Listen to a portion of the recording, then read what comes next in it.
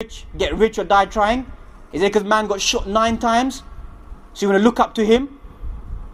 You know, I have to use the expression. Some of us, we think that we are, obviously derogatory statement, that I'm a nigger. N-I-G-G-A. You know what they say about rap about it?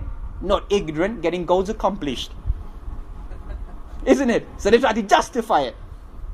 Do you understand? It's not a rudimentary statement. We're now adding glamour to it, man. It's all about cream, isn't it? What's cream? Who can tell me what cream means? Who's a rap artist here? Go on. Cash rules everything around me. That's what it's all about, isn't it? Rap about that, isn't it? And what did their mums say when they rap about that? Boy, you never lived in no shanty town, in no hut, and had no food, and you had to start serving crack to get by? Is that what they said about, who is it? Biggie, isn't it? Notorious, wasn't he? What happened to Biggie 6 months later after Tupac Amaru Shakur? Got gunned down as well 4 times. I wonder who gunned him down. He was notorious, wasn't he? And his mum said he never lived in no shanty town. He had damn good food given to him. And my man raps about he had to serve up crack to get by. It's a fake image. And Muslim youth want to look up to that and think, yeah, that's me. Boy, it ain't no Muslim youth who's going to reach that level. We had Apache Indian, isn't it? That's about it, isn't it? That's as far as we got. So I don't understand. At least they have a talent, isn't it? They have a skill, isn't it, to talk about something. What are you going to talk about? The side of my plate, I want chutney.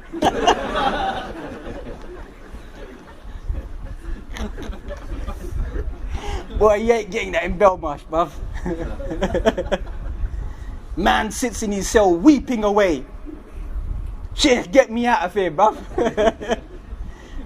Bruv, you got yourself in here, ride it big time.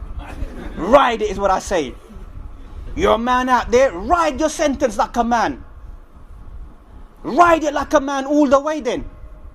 There's some people out there that I've met in my life who've even said some of them taken a man's life, maybe even for justified reasons. You say to them, do you feel any sorrow about what you've done? Say, don't feel any sorrow at all. Some of them are real men, ride it all the way. But some of us, when we go there, we think we're the big Don Teflon, isn't it? That's what we think in the big runners. It's a big industry. You study the whole industry, how it began to take place. Crack and cocaine in the 60s in America was pushed amongst the black people to make them squabble amongst themselves. But the white man fell in love with the rich man's drug and got addicted to it as well.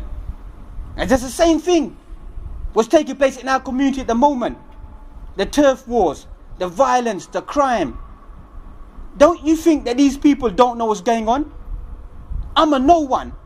And I'm telling you now, give me 10 minutes in Alum Rock and I'll give you the names and the places of all the big traffickers in this community. So you're telling me 5-0 don't know who's who? Is that what you're trying to tell me? That 5-0 don't know who's doing what? Of course they know. But the way they see it, we see it in East London, it's Muslims are Muslims. Let them battle it out. Let them carry on whatever they're doing. They're destroying their own race, their own people, their own culture, their own identity. That's what they're doing. But the other sin that we want to mention is some young boys. Obviously, I have to be explicit. I was in the masjid, I have to control myself slightly. That, I love girls. Isn't it? That's what man says. Well, there's nothing haram about that. What's haram about that, Sheikh? It's a normal way of life. Where do you live? What's happened to you? أخرجوا أهل لوط من قريتكم إنهم أناس يتطهرون. Get rid of the people of Lut. They want to be a purified people. The Quran says, do not even come. ولا تقربوا الزنا إنه كان فاحشة وساء سبيلا. Don't ever come near zina. Indeed, it is something that severs the path and an evil action. Quran does not say don't commit zina. Understand that deeply. It's not saying don't commit it. It said ولا تقربوا الزنا. Don't go near anything that leads on to zina. A man says that, even you got these Muslims in they describe that what's wrong with free mixing, what's wrong with people having a good time going to a mela and enjoying themselves. What's wrong with that? You know, I don't feel no inclinations towards women. I just go there and enjoy myself. You're a liar, brother. That's what you are. Even in Muslim individuals. You know, it's good for da'wah, isn't it? It's good for da'wah. You know, it's good entertainment. That's why sometimes, you know, Muslims on road, at least they come and they say to you, you know, Sheikh, I'm a bit confused. You know, you told me don't do this, and your own man, they're doing this and doing these melas and doing these functions and all women coming there. What are we supposed to say to them? Or you got people serving sentences and they come in and say, Sheikh, you know, you got some weird friends. At least we're banged up in prison riding a sentence because we've done some haram in our life, you know, we're guilty. But your man, 1 minute he's praying, next minute he's telling me how to jack the system. He's giving me passports and driving license and this, that and the other. I don't understand him. I'm a criminal, I admit I'm a criminal. I don't pray, I don't fast, I don't mix the two together. I don't be religious 1 minute and next minute I'm tracking down the system or so-called breaking the system. Make up your mind. If you're a criminal, be a criminal. If you're a mullah, be a mullah. Don't link the two up together and give mixed messages. Walk away from it. How many times you had brothers coming and say turf war between this, but you're supposed to be practicing the deen of Allah subhanahu wa ta'ala. You know, I wouldn't take that in Jahiliyyah from no man. So why should I take it now? Then you know what? You haven't understood Islam. If man says something about you in Jahiliyyah, then once you become a Muslim, it don't count no more. Our brothers come up to me and said to me, Sheikh, I've got, what do they call it? A tab on my head. I've got a price tag on my head. What should I do? Go to that person and rip up the price tag in the face and say, whatever happened before, I ain't coming back for you no more. And don't you come for me no more, because I'm not involved in this no more. And 9 times out of 10, those people will not come for you. Because they respect the fact that you've turned a new leaf. You're not involved in this, because any sensible person knows that this, whatever this way of lifestyle, it's wrong. So you walk away from it. But some of our people, they want to go back into it. Or they have friends and they want to mix with them and try to deliver the message to them. Most times those people are going to end up giving you the message.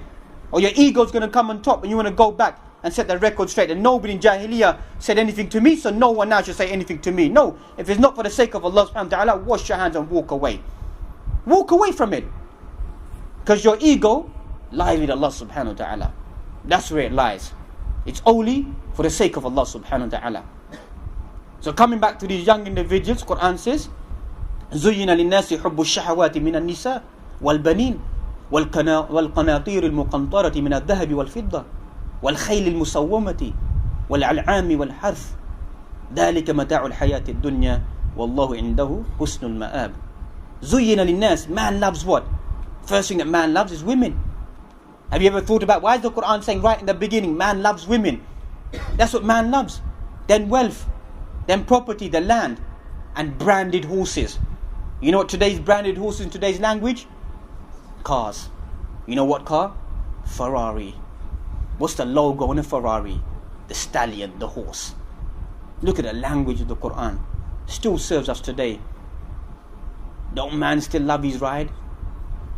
Even today?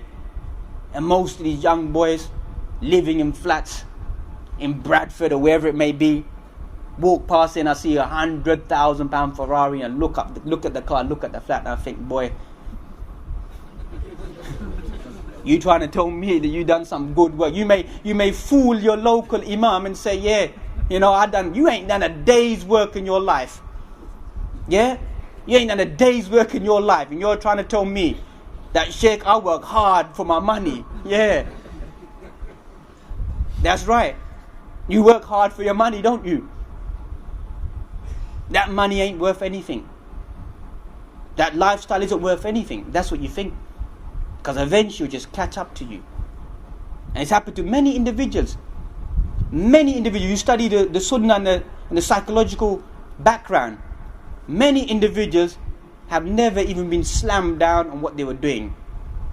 You know what happens to them? They get caught up in something else and just happen to be at the wrong place at the wrong time, as they say. But that is the sunnah of Allah. Because obviously you find some of our Muslims, we think we're very smart, isn't it? You know, the way we import our substances, isn't it? You can't smell them in the mangoes, can you? Import, export business, Chaudhry subs, import, export. Yeah, bruv. Don't tell me about that one, yeah? Hajjis. Isn't it? Hajjis, whatever it may be, isn't it? How do you make that empire? How can you raise an empire like that over 2-3 years?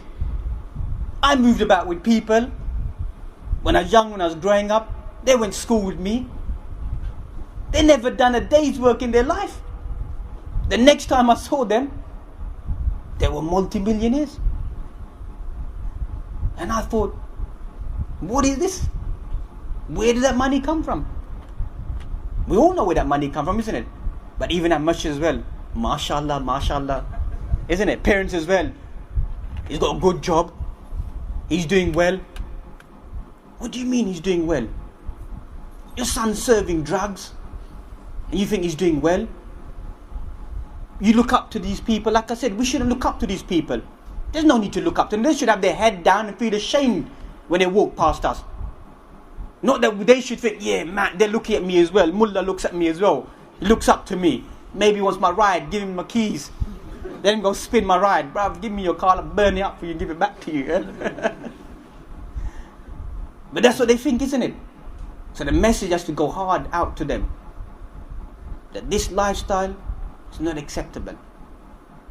This way of life, this behavior, these characteristics, it's not the way. It's not for us Muslims. We have to deliver the message to our people and remind them that we are Muslims by nature. Not Muslims by name and naughty by nature. We're Muslims. Most of us have been brought up in a good way. Told the basic things that we have to develop in our life. Come towards goodness. That will create a good individual. And it will be good for your own self. It won't be good for us if that's what you think. Whatever you do will benefit your own self. That is what will make you a real man. A real individual. And focus in every single thing that you do inside your life. That is Islam. Inna ad-deena inda Allahi al-Islam. The way of life acceptable in front of Allah subhanahu wa ta'ala is only Islam. That is what made men before. If you think that all of these other substances or things are going to make you into a real man, no. What made all the companions into real men, made them into legends, made them into people, was al-Islam. And that's the only thing that's going to fix our community once again. That we begin to preach the orthodox views of Islam and deliver the message at times to the language of these people. And that's the only reason why psychologically we have to go down and begin to speak the language of these people, that inshallah hopefully this message will travel further to the rest of the people in our community, because there's a large portion of them that they engage inside these evil activities, and we need to hit hard towards them to remind them. So these are a few words I wanted to share for myself and the rest of you beloved brothers. None of you brothers should take whatever words I said personally or think that I've classified you as a disbeliever, whatever you may think inside your heart or in your mind. These are only words to inspire myself and the rest of you brothers to become more and closer to the teachings of the Quran and the Sunnah. وَقُولُوا قَوْلِي هَذَا وَاسْتَغْفِرُ اللَّهِ لِي وَلَكُمْ وَلِجَمِيعِ الْمُسْلِمِينَ فَاسْتَغْفِرُوا إِنَّهُ هُوَ الْغَفُورُ الرَّحِيمُ بارك الله فيكم. This production is brought to you by Red Brick Media. To see our full range of authentic Islamic audio-visual products, please visit our website at www.redbrickmedia.co.uk.